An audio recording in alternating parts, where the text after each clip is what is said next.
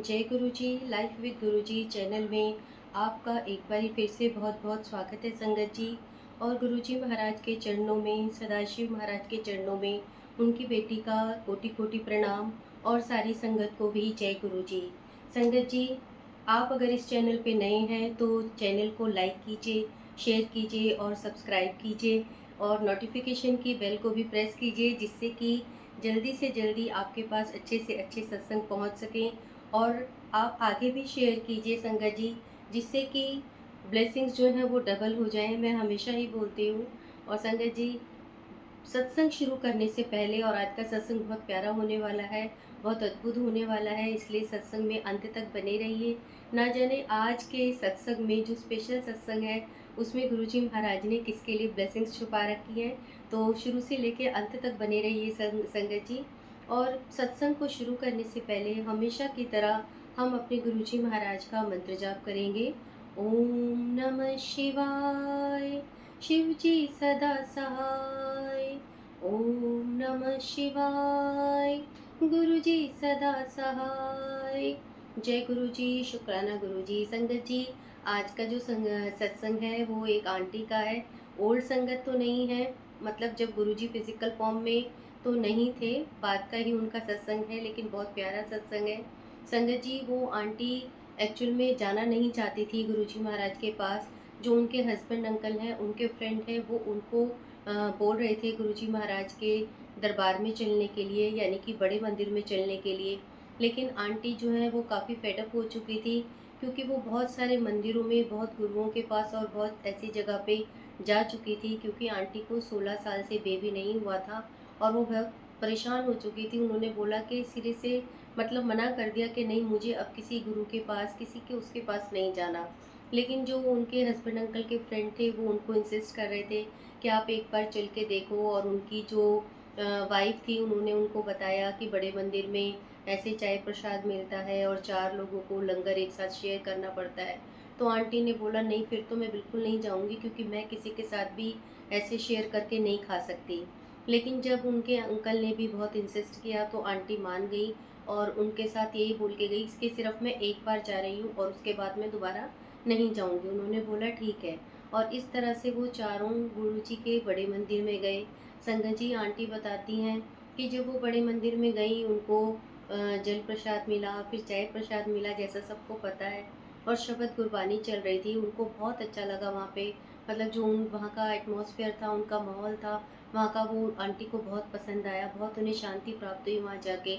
और जब लंगर प्रसाद की बारी आई तो आंटी बोलती हैं उस समय उनको ऊपर बिठाया गया था लंगर प्रसाद के लिए। लेकिन जैसा कि आंटी के मन में ये सवाल चल रहा था, या वो नहीं चाह रही थी कि वो 4 लोगों के साथ, 4 संगत के साथ अपना लंगर शेयर करे, तो आंटी को सिर्फ उन आंटी के साथ ही शेयर करने के लिए मिला जिन आंटी के साथ वो बड़े मंदिर में गई थी। और उन्होंने अपने मन में सोचा कि चलो, बहुत अच्छा हो गया कि मुझे किसी के साथ लंगर प्रसाद नहीं शेयर करना पड़ा। और वहाँ पे आंटी ने जाके कुछ भी नहीं मांगा गुरुजी से। आंटी कहती ना उन्होंने कोई अरदास करी, कुछ नहीं मांगा, सिर्फ जैसा उन्होंने बोला था कि अपना वो जाके और आ गई। लेकिन हाँ, उनको अच्छा लगा। और जो वो वापस में आ रही थी तो उन्होंने उन अंकल को बोला कि थैंक यू अंकल, आप मेरे को इतनी अच्छी जगह लेकर आई हो हमें, और आगे भी जब आप दोबारा आओगे तो मुझे फिर से लेके आना, मुझे यहाँ पे बहुत अच्छा लगा। तो अंकल ने बोला कि ठीक है, हम जब दोबारा आएंगे तो फिर आपको लेकर आएंगे। और जब वो थोड़े दिन बाद दोबारा वहाँ पर गए बड़े मंदिर में संगत जी, तो आंटी जब लाइन में लगी हुई थी तो उनके आगे लाइन में ही एक बहुत छोटा क्यूट सा बच्चा था किसी की गोदी में। तो आंटी बोलती हैं कि उन्होंने गुरुजी को सिर्फ यही बोला कि मन में कि गुरुजी कितना क्यूट सा बच्चा है। और आंटी बताती हैं कि उन्होंने कुछ भी नहीं मांगा उस दिन भी दरबार में, सिंपल हो गई और लंगर प्रसाद करके मतलब आई थी। तो उनके पास न्यूज़ आई कि वो प्रेग्नेंट हैं। 16 साल बाद संगत जी, वो हैरान हो गई कि जब 16 साल उन्होंने, मतलब सारे, देखिए जब किसी को बेबी नहीं होता और ये सिचुएशन होती है तो हम सब उपाय सारे ही करके देखते हैं, मेडिकली भी और वैसे भी पंडितों के पास जाना, और जो भी हमारी मेडिकल साइंस में जितने भी उपाय हैं, आंटी ने सारे उपाय करके देखे थे, लेकिन उनको बेबी नहीं हुआ था। और 16 साल उनकी शादी को हो गए थे। और उस समय आंटी के पास ये न्यूज़ आई कि वो प्रेग्नेंट है। तो वो काफ़ी शॉक्ड हो गई कि मतलब मैं 16 साल बाद भाई इस मुझे ये न्यूज़ मिली है। और उस दिन आंटी के ड्रीम में गुरुजी आए जो गुरुजी ने उसमें काला चोला पहना हुआ था, आंटी बताती हैं, और गुरुजी ने उनको बोला कि जब तक तुझे 7 महीने कंप्लीट नहीं हो जाते, तो तुझे ये न्यूज़ किसी को भी नहीं देनी। और आंटी बहुत परेशान हो गई कि इतनी बड़ी न्यूज़ है, गुड न्यूज़ है उनके परिवार के लिए, और मतलब गुरुजी महाराज कह रहे हैं कि मुझे किसी को नहीं बताना। लेकिन आंटी ने वैसे ही किया जैसा कि गुरुजी ने बोला था कि जब तक तेरे को 7 महीने पूरे नहीं हो जाते, तो तूने किसी को भी ये नहीं बताना, 7 महीने बाद ही बताना। दूसरा गुरुजी ने उनको बोला कि तू 7 किलो दूध किसी गरीब को दान करना है तेरे को। तो आंटी ने वैसा ही करा, 7 किलो दूध उन्होंने किसी गरीब को दान करा। और आंटी परेशान थी कि 7 महीने तक मेरे को ये न्यूज़ छुपानी है, लेकिन गुरुजी महाराज की आज्ञा थी तो इसलिए वो किसी को नहीं बता रही थी। और आंटी ने बताया कि उनकी जो प्रेगनेंसी है उसमें उनको बहुत मुश्किलें भी आईं, लेकिन गुरुजी महाराज ने हर पल उनका हाथ थामे रखा। हमेशा उनको लगा कि गुरुजी उनके साथ हैं, और गुरुजी ने मतलब उनको कुछ भी प्रॉब्लम में नहीं पड़ने दिया। और उसके बाद जब 7 महीने हो गए और प्रेगनेंसी के थोड़ा टाइम रह गया संगत जी, तो गुरुजी महाराज ने उनको ड्रीम दर्शन में दिखाया कि उनको नहीं पता था, क्योंकि तब तक कि उनको बेबी गर्ल होनी है, बेबी बॉय से नवाजा है गुरुजी ने।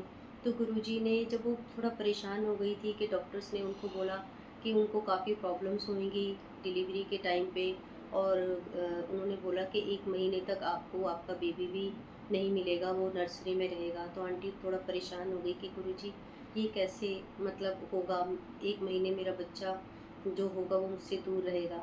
और गुरुजी ने उस समय उनको फिर से ड्रीम दर्शन दिखाया, और गुरुजी महाराज ने उनको वो बताते हैं कि ब्लू कलर के ब्लैंकेट में मतलब उनको दिया बच्चा। तो संगत जी इससे तो हमें पता ही है कि देखिए, जहाँ पिंक कलर दिखाते हैं उसमें बोलते हैं कि बेबी गर्ल होनी है, और जहाँ ब्लू कलर दिखाया जाता है तो बोलते हैं बेबी बॉय होना है।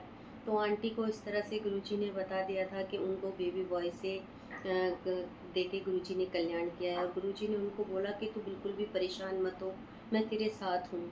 और आंटी बोलती हैं कि जब ये मतलब डिलीवरी से 1 हफ्ते पहले गुरुजी ने उनको ड्रीम दर्शन देके बताया था। और जब आंटी डिलीवरी के लिए गई, बहुत उनको प्रॉब्लम्स बोले डॉक्टर ने कि बहुत प्रॉब्लम्स होगी आपको। लेकिन आंटी बोलती हैं कि जब मुझे मतलब मेरे को पूरा चाहे वो मेरे को इंजेक्शन दे रहे थे थोड़े उसके लिए, लेकिन मुझे पूरा मतलब मैं होश में ऐसे थी कि मुझे पता चल रहा था कि गुरुजी बिल्कुल मेरे सर के पीछे खड़े हुए हैं, और मेरे सर को सहला रहे हैं, गुरुजी मेरे साथ हैं और मुझे कोई परेशानी नहीं होने देंगे। तो कह रही मुझे पूरा होश था और मुझे साफ पता चल रहा था गुरुजी महाराज बिल्कुल मेरे साथ खड़े हुए हैं, मेरा सर सहला रहे हैं। और उन्होंने बताया कि जब उनका वो सच में बेबी बॉय हुआ, बेटा हुआ उनका, और जैसा कि डॉक्टर्स ने बोला था कि 1 महीने तक जो उनका बेटा है वो उनके पास नहीं रहेगा, नर्सरी में रहेगा, क्योंकि कुछ उनको प्रॉब्लम थी बच्चे को। लेकिन जब वो हुआ उसके बाद उनको उन्होंने दे दिया वो उनका बच्चा। तो गुरुजी ने जैसा बोला था कि तू परेशान मत होइयो, मैं ऐसा कुछ नहीं होने दूँगा। तो गुरुजी ने बिल्कुल उनको वैसे होने दिया, और 16 साल बाद उनके गोद में गुरुजी ने बेटा दे दिया। तो संगत जी ऐसा कौन कर सकते हैं, ऐसे हमारे गुरुजी हमारे भगवान शिव ही कर सकते हैं, और कोई नहीं कर सकता संगत जी। हमें हमेशा हमारे गुरुजी बताते हैं कि जिसने तुम्हारा हाथ पकड़ा है वो भगवान है, वो महाशिव है।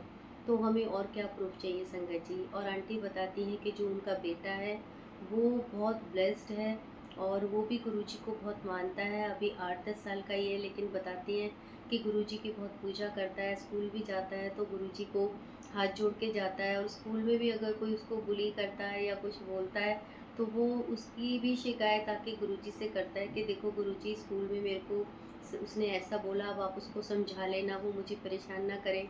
तो आंटी बोलती हैं कि उसके भी बहुत सत्संग हैं, और गुरुजी महाराज उसकी बात मानते हैं, जैसा वो बोलता है तो गुरुजी उसकी बात भी मान लेते हैं। तो इस तरह से गुरुजी देखिए कैसे हमारा कल्याण करते हैं संगत जी। ये कि बहुत प्यारा सा सत्संग था आंटी का, और जिनके साथ होता है उनके लिए बहुत बड़ा सत्संग है कि 16 साल बाद अगर सब उम्मीदें हम छोड़ दें और फिर गुरुजी आके उस उम्मीद को पूरा कर दें, तो ये बहुत बड़ा सत्संग हुआ संगत जी। तो बस संगत जी, आज मैं अपनी वाणी को यहीं विराम दूँगी, और ज़रूर इस सत्संग में किसी न किसी के लिए मैसेज छिपा है, किसी न किसी का कल्याण गुरुजी ने ज़रूर करना होगा। इसीलिए संगत जी आज ही गुरुजी ने सत्संग बुलवाया, क्योंकि गुरुजी महाराज जी डिसाइड करते हैं कि आज हमें क्या बोलना है और क्या नहीं बोलना। क्योंकि सत्संग तो बहुत होते हैं, हमारे पास भी होते हैं, लेकिन गुरुजी हमारे माइंड में क्या डालते हैं उस समय। क्योंकि मैं तो कभी भी संगत जी लिख के सत्संग नहीं बोलती, मैं तो ऐसे ही बैठ के ही बोलती हूँ। मैं लिख के बोलूँगी तो मेरे से तो नहीं बोला जाएगा, और वही होता है कि जो गुरुजी ने बुलवाना होता है वही वो बुलवाते हैं। तो आज गुरुजी ने आज्ञा दी कि ये सत्संग करना है, तो फिर यही सत्संग गुरुजी ने करवाया। और शुक्राना गुरुजी, आपने जैसे आंटी की सुनी गोद भरी, ऐसे जिनको भी ये प्रॉब्लम है, जिनके भी को भी इस तरह से बच्चे नहीं हैं, आप सबकी झोलियाँ भरे गुरुजी। यही मैं गुरुजी से अरदास करती हूँ, सर्वदा भला करें, सबके जीवन में खुशियाँ लाएं। और संगत जी, अपनी वाणी को यहीं विराम दूंगी। और जो भी इस चैनल पे नए हैं वो चैनल को सब्सक्राइब करें। अगर आपको इस चैनल लाइफ विद गुरुजी के सत्संग अच्छे लगते हैं तो प्लीज़ सब्सक्राइब कीजिए, लाइक कीजिए और शेयर कीजिए, और कमेंट ज़रूर कीजिए। संगत जी, आपके एक कमेंट से बहुत मोटिवेशन मिलती है, अच्छा लगता है कि हमारा सत्संग सुन के किसी को अच्छा लगा है। जो भी संगत इसमें कमेंट करे वो पूरा कमेंट करे, जय गुरुजी, शुक्राना गुरुजी। क्योंकि शुक्राना में बहुत ताकत होती है संगत जी। पहले मुझे भी नहीं पता था, जब भी मैं सत्संग सुनती थी और सुनती थी कि शुक्राना कर, तो मैं भी सिर्फ ऐसे ही जय गुरुजी, शुक्राना गुरुजी बोल देती थी। लेकिन संगत जी, हमें पूरा लिखना चाहिए, जय गुरुजी, शुक्राना गुरुजी। हमारे गुरुजी महाराज कहते हैं शुक्राना में बहुत ताकत होती है, शुक्राना करते जाओ और कल्याण करवाते जाओ, ऐश करते जाओ। तो बस संगत जी, अब मैं अपनी वाणी को यहीं विराम दूंगी, और अंत में एक बारी फिर से हम अपने गुरुजी महाराज का महामंत्र करेंगे, जिसमें बहुत ताकत है संगत जी। अगर इस महामंत्र को हम चलते फिरते उठते बैठते भी कर लें तो हमारा सारा कल्याण ऐसे ही हो जाता है। शिव पुराण में भी संगत जी ऐसे ही लिखा है कि ये कलयुग है, इसमें लोग इतनी तपस्या नहीं कर सकते। तो हम सिर्फ ओम नमः शिवाय का भी चलते फिरते पाठ कर लें, मंत्र जाप कर लें, तो इससे भी हमारा कल्याण हो जाएगा। तो चलिए फिर एक बारी गुरुजी महाराज का मंत्र जाप करते हैं। ओम नमः शिवाय, शिव जी सदा सहाय। ओम नमः शिवाय, गुरु जी सदा सहाय। जय गुरु जी, शुक्राना गुरु जी। शुक्राना संगत जी, आपका भी बहुत बहुत कि आप सत्संग में आए, आपने सत्संग सुना, दिल से सुना, इसके लिए आपका बहुत बहुत शुक्राना। और संगत जी, जिस भी संगत को अपना सत्संग शेयर करना है तो डिस्क्रिप्शन बॉक्स में व्हाट्सएप नंबर दिया हुआ है और जीमेल आईडी भी है। आप जिस पे चाहें अपना सत्संग भेज सकते हैं। आप अगर रिकॉर्ड करके भेजना चाहते हैं तो वैसे भेज सकते हैं, उसमें भी कोई प्रॉब्लम नहीं है। और अगर आप हैंड राइटिंग में लिख के भेजना चाहते हैं तो आप वैसे भी लिख सकते हैं, उसमें भी कोई दिक्कत नहीं है संगत जी। आप जैसा भी चाहें वैसा कर सकते हैं। और मैं पूरी कोशिश करूँगी कि गुरुजी महाराज के इस चैनल लाइफ विद गुरुजी में आपके सत्संग जैसा आप भेजें मैं वैसे ही शेयर करूँ। जय गुरु जी।